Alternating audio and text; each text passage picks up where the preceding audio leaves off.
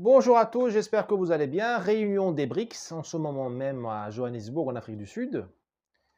Alors là, vous avez dans les milieux souverainistes, les milieux dits patriotes, dans tout ce qui est alternatif, branle-bas de combat, éloges, félicitations. Voici le nouveau monde qui arrive, les BRICS, l'alternative à l'axe américano-atlantiste, je sais pas quoi. Vous allez voir ce que vous allez voir, on va se faire bouffer par les BRICS, ce sont le futur, ils sont le futur, on a intérêt à se maquer avec eux. Enfin, moi, je regarde ça, je rigole.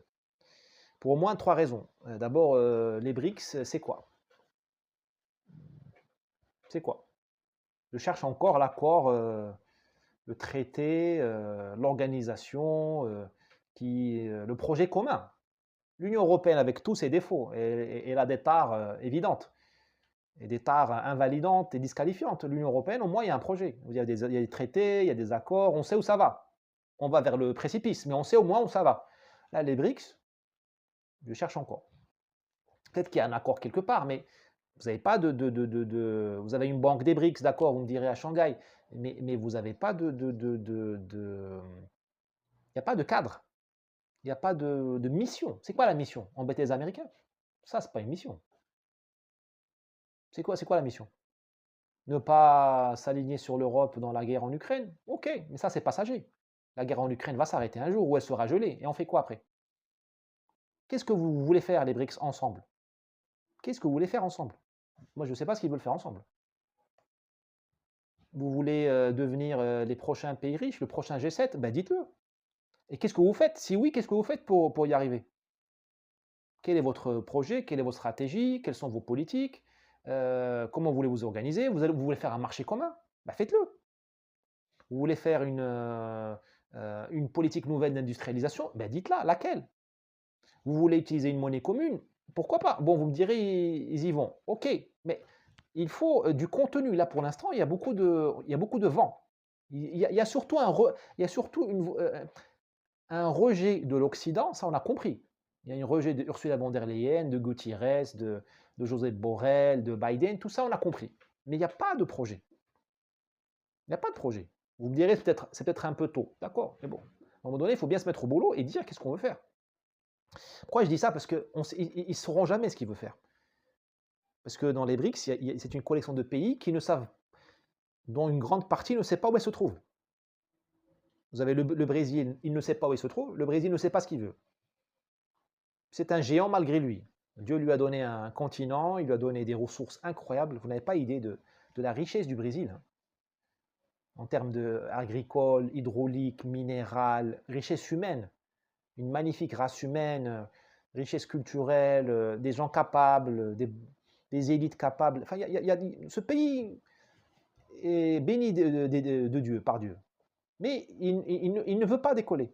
Pourquoi il ne veut pas décoller? Parce que vous avez une oligarchie qui le pompe, qui le suce, et qui ne veut surtout pas que le Brésil devienne un pays sérieux. Parce que si elle devient un pays sérieux, il n'y aura plus de mafia, il n'y aura plus de monopole, il n'y aura plus de X et Y lobby, et le pays et ces gens-là vont être affamés. C'est un pays qui est parasité. Imaginez des parasites qui sont devenus plus gros que le corps. Quels parasites?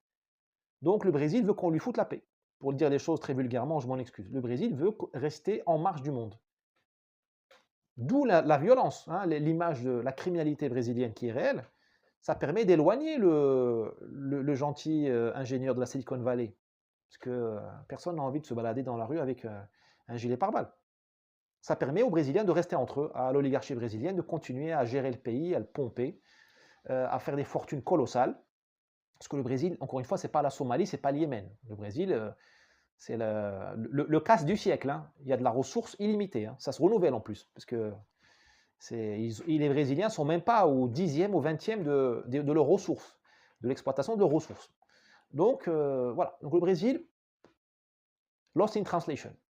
De temps en temps, quelques présidents qui disent oui, je veux exister sur la scène internationale. Aujourd'hui, Lula veut exister. Mais bon, mais Lula, il a le souffle court parce que derrière lui, à supposer qu'il soit honnête.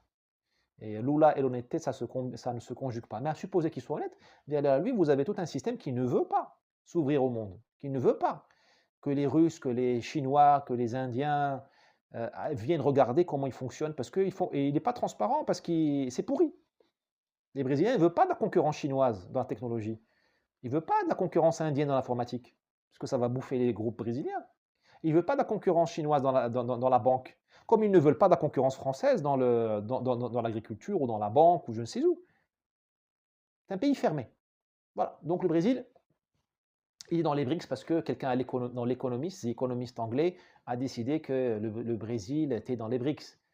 C'est vrai que le Brésil est une grande puissance, mais pas sérieuse et qui n'a pas de vocation. Donc ce n'est pas un partenaire fiable. Donc toi, tu t'appelles le Maroc, tu t'appelles la France, tu t'appelles la Bulgarie, je ne te conseille pas de miser sur le Brésil. C'est un pays magnifique, j'y vis, j'y réside, j'y ai ma famille, tout, mais attention, là on ne parle pas de Driss et de ses aventures personnelles ou de sa vie personnelle, là on parle de l'avenir d'un peuple. Moi je vous garantis, je ne vous conseille pas c'est pas un partenaire fiable. Vous avez l'Inde aussi, lost in translation. L'Inde est empêtrée dans ses problèmes, corruption, bureaucratie. Vous voyez où la Chine est arrivée, vous voyez où l'Inde patauge, avec des cerveaux brillants. Les Indiens sont des gens brillants en général, l'informatique, la télécom, les maths, la spiritualité indienne. Enfin, on va voir ce que c'est que ce pays. Quelle puissance, quelle énergie pour ce résultat-là. Pour ce résultat-là qui est passable, pour ne pas dire médiocre. Comparé à la Corée du Sud, comparé à la Malaisie, qui est un pays largement de culture, enfin de peuplement indien. L'Inde, je m'excuse, mauvais élève. Alors qu'est-ce que l'Inde a besoin d'abord de régler ses problèmes avant d'aller régler les problèmes du monde ou de faire une alliance avec, avant de chambouler l'ordre mondial. Il faut faire le ménage chez soi. Brésil, Inde, la Chine, ok, rien à dire, elle a ses problèmes, mais la Chine est le véritable moteur des BRICS. Vous avez la Russie, bon, elle est dans les BRICS malgré elle, puisque la Russie, elle n'aime pas beaucoup la Chine, qui est son prochain ennemi. Hein. La prochaine guerre, ou une des prochaines guerres, aura lieu au sujet de la Sibérie, où il y a 20 millions de Russes et 30 millions et 300 millions de Chinois. La frontière du fleuve Amour, qui est la frontière entre Chine et Russie, où il y a déjà eu une guerre dans les années 60 entre les deux régimes communistes. Cette frontière-là sépare au côté nord 20 millions de Russes. Du côté sud, il y a 300 millions de Chinois. Ben, voilà, pas besoin d'être Kissinger pour comprendre que les 300 millions de Chinois vont pousser vers les Russes. Le réchauffement climatique aidant, ça va devenir très intéressant de s'installer en Sibérie, à Irkoutsk ou je ne sais pas où. La Russie a une vocation asiatique, évidemment, mais pas une vocation chinoise. La Russie a une vocation asiatique. Et elle est à Vladivostok, donc elle est aux portes du Japon. Mais l'Asie pour les Russes, c'est pas la Chine. C'est un peu la Corée, un peu le Japon, et surtout tout ce qui est Mongolie, Kazakhstan, tout ça, cette Asie chaude le jour, froide la nuit, hein, l'Asie du désert, l'Asie des steppes. C'est de là d'où viennent les Russes aussi. C'est pour ça qu'ils sont tellement différents des Français et des Anglais. Hein, la génétique, ça compte. L'ascendance, l'émigration, c'est important, parce que ce sont les migrations venues des steppes d'Asie centrale qui ont fait le Russe d'aujourd'hui, et qui font que le Russe d'aujourd'hui est tellement différent de nous, et qu'on ne se comprend pas. Hein, je dis ça à mes amis de gauche pour dire que les êtres humains ne sont pas interchangeables. Ce qui coule dans ton sang détermine ce que tu es. Et tu deviens ce que tu peux, tu ne deviens pas ce que tu veux. Hein, cette maxime, je la déposerai au droit d'auteur. Tu deviens ce que tu peux, tu ne deviendras pas ce que tu veux. Les Russes, malgré tous leurs efforts, ce n'est pas des Occidentaux. Ce n'est pas non plus des Asiatiques, mais c'est autre chose. Mais ce que je veux dire par là, c'est qu'il n'y a pas de quoi justifier l'alliance, le mariage contre nature entre la Chine et la Russie. Ça ne va jamais marcher. Et enfin, l'Afrique du Sud, je l'ai gardé pour la fin, parce que là, c'est une vaste blague. Tout ce bruit on nous parle des BRICS, pour mettre dedans l'Afrique du Sud, mais c'est une blague. L'Afrique du Sud, c'est un pays qui est à la dérive. Quel est l'exemple, sud-africain, quel est l'exemple sud-africain? Qu'est-ce qu'elle a apporté même à l'Afrique? Rien. Violence, viol, désindustrialisation. Ce pays est assis sur une mine d'or et de diamants. C'est un pays ultra riche, très de minerais, béni du ciel. La productivité baisse. les Blancs partent, insertion régionale assez médiocre. Qu'est-ce que... Moi, je veux bien m'enthousiasmer, moi, je veux bien donner une claque aux Européens et tout ça, et aller m'installer à Pretoria, mais pourquoi faire? Quelle est la puissance qu'il y a là-dedans? Moi, je ne vois pas de puissance en Afrique du Sud. Voilà, donc moi, je vois un groupe où vous avez des estropiés et avec un leader qui est la Chine. Ce leader-là, le problème, c'est qu'il n'en a rien à faire des autres. Les Américains, les Européens, même les Russes du temps du communisme, au moins, ils avaient un côté philanthrope, c'est-à-dire qu'ils donnaient un peu de... Enfin, ils vous disaient, si tu me ressembles, si vraiment tu me copies, tu vas y arriver. Les Chinois, ils ne veulent pas que tu deviennes chinois, ils ne veulent pas que tu copies les méthodes chinoises, ils n'en ont rien à faire. Ils veulent que tu restes dans ta mouise, dans ton trou. Ça leur va bien. Ils te demandent juste de connecter ton trou aux autoroutes de la soie. C'est juste ça qu'ils veulent. Ils ne veulent pas l'élévation de l'être humain. En ce sens, les Chinois ne sont pas des Français, ou des Américains, ou des Anglais, ou des... voilà, vous voyez ce que je veux dire? Les Chinois ne veulent pas te convertir à leur religion. Ce n'est pas des protestants, ou des catholiques, ou des musulmans. Ce n'est pas des Arabes. Les Chinois, ils veulent que tu restes dans ton trou. Juste, fais le commerce avec eux et tu la fermes. Bon. Voilà. Donc, je ne vois pas, moi, de dynamique là-dedans, à part une dynamique un peu pour embêter les Occidentaux, un peu la revanche, un peu la mode. Enfin, c'est du... Il n'y a pas de colonne vertébrale. Parce qu'il n'y a pas de projet. Tu ne peux pas avoir un projet sur des maladies. Tu as un grand homme malade qui est le Brésil, un autre grand homme malade qui est l'Afrique du Sud, un autre grand homme malade qui est l'Inde. La Russie ne va pas si bien que ça. Et tu as la Chine. Je suis désolé, hein, on ne fait pas une troupe d'élite avec des gens sortis de l'EHPAD. Je m'excuse. Et le Brésil a beau être jeune, c'est un pays vieux, parce que c'est la Méditerranée projetée en Amérique du Sud. Si vous voulez comprendre pourquoi le Brésil ne marche pas, pensez à la Sicile. Pensez à la Napolitaine, à la région de Naples, Reggio Calabre.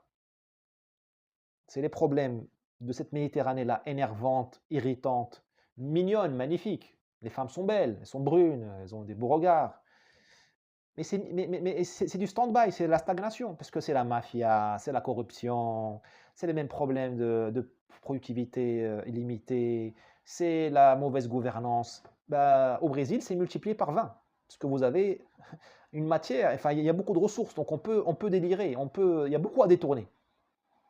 Et puis il y a les armes. Bon, on va pas s'étendre sur ça. Deuxième point, il y a des pays qui veulent s'associer aux BRICS, mais ils ont des contentieux avec certains BRICS, ou avec les BRICS, avec tous les BRICS.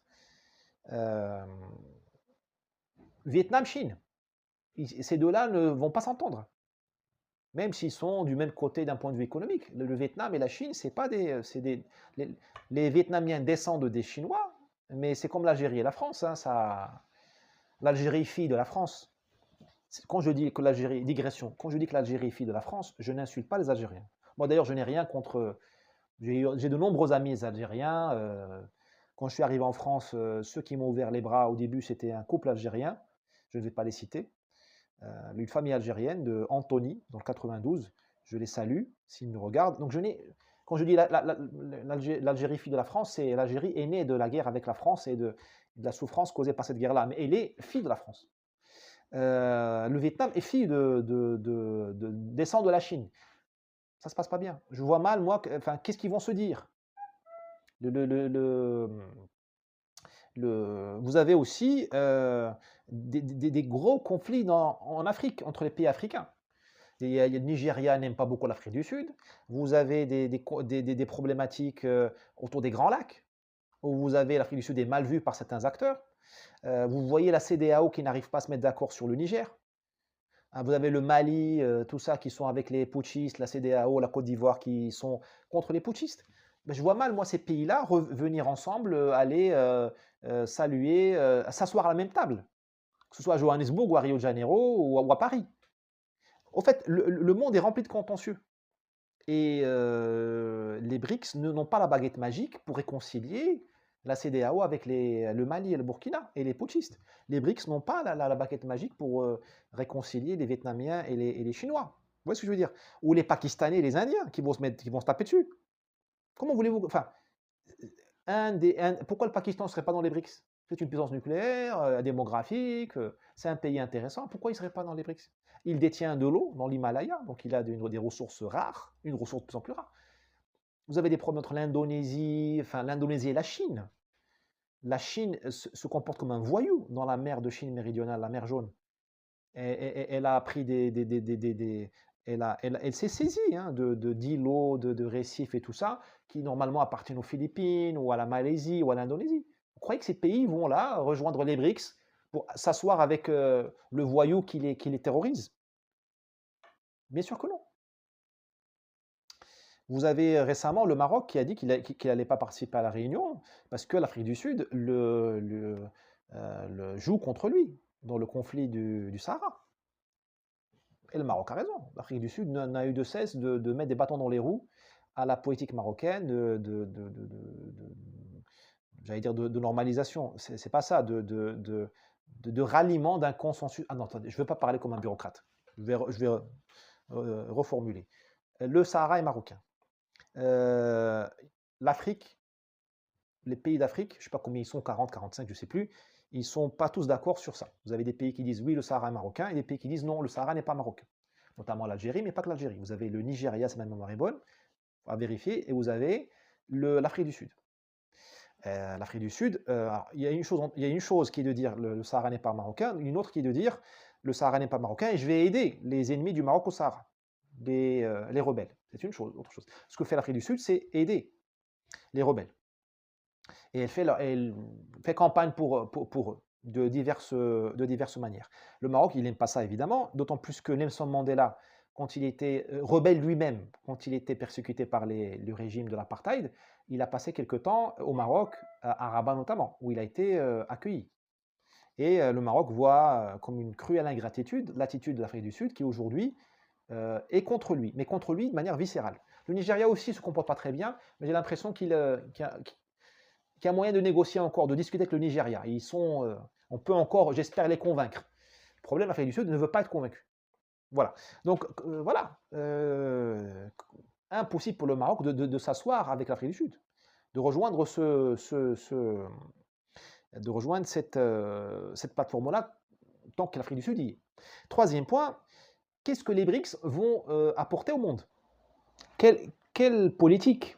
Quel modèle de développement? Parce qu'il faut bien savoir que aujourd'hui, vous avez la plupart de l'humanité, la majorité de l'humanité est pauvre et sous-développée. Et vous avez les pays riches, vous avez les pays dits émergents, qui sont véritablement en émergence, c'est-à-dire où le niveau de vie augmente, où l'indice de développement humain augmente fortement, et vous avez le reste de l'humanité.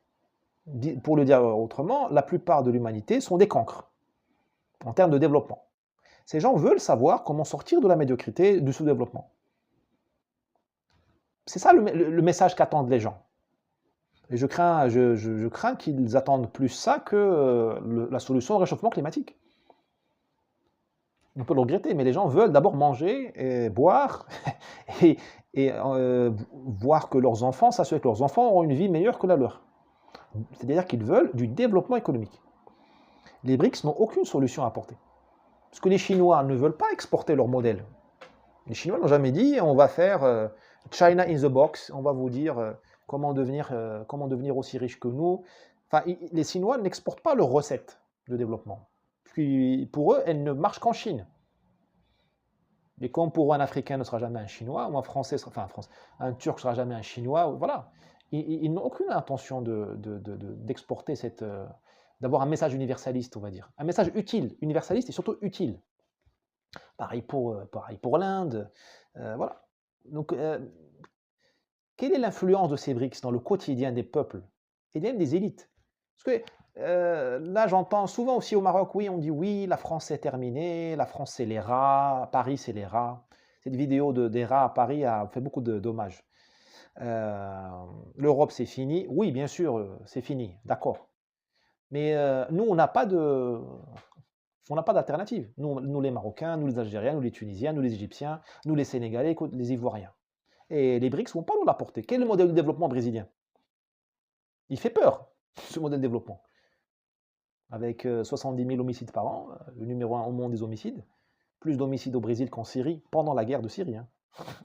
Donc non, quel est le modèle de développement russe? Inexportable. Ça ne marche que pour les Russes. Donc, au fait, vous aurez bientôt des peuples orphelins. Non seulement ils sont sous-développés, mais en plus ils seront orphelins d'un soft power, d'une influence, d'une espérance. Voilà, donc il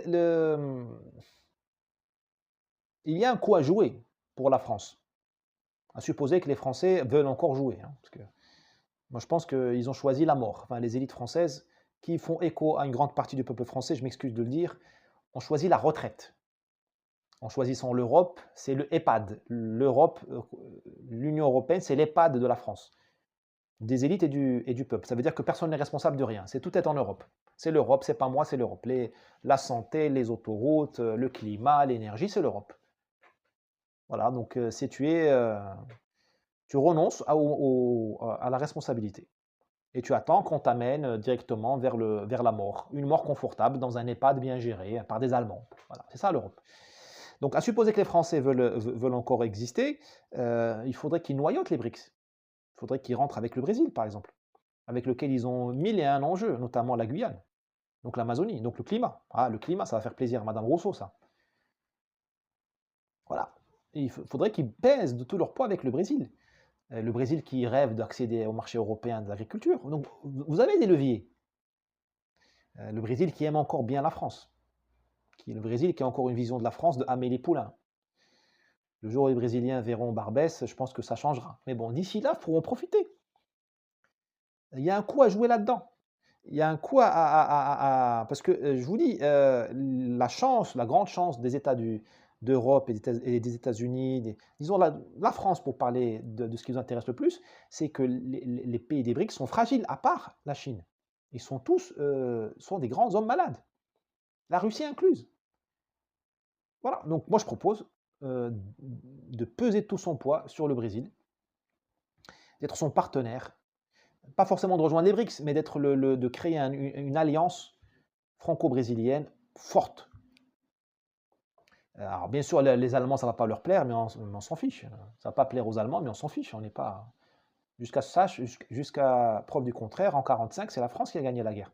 C'est Berlin qui a été bombardé, c'est pas Paris, hein. Donc la France n'a pas l'ordre à recevoir des Allemands. Je sais que ce que je dis là ne va pas plaire, mais c'est ça la vérité, hein. Vous avez gagné en 1945, hein. Vous n'avez pas perdu. Vous n'avez pas d'ordre à recevoir des Allemands. Pour que ce soit directement depuis Berlin ou depuis Bruxelles via Ursula. Vous étiez souverain, vous pouvez le redevenir. Voilà, j'espère que cette vidéo a été utile. Si tel est le cas, n'hésitez pas à appuyer sur le pouce et bien sûr à acheter des livres. À bientôt.